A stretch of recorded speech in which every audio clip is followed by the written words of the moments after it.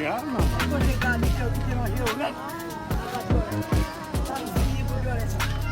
Jack Arias.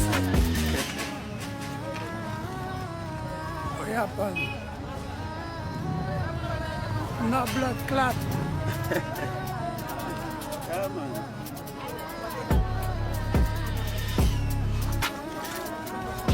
Serious. You have to cook it.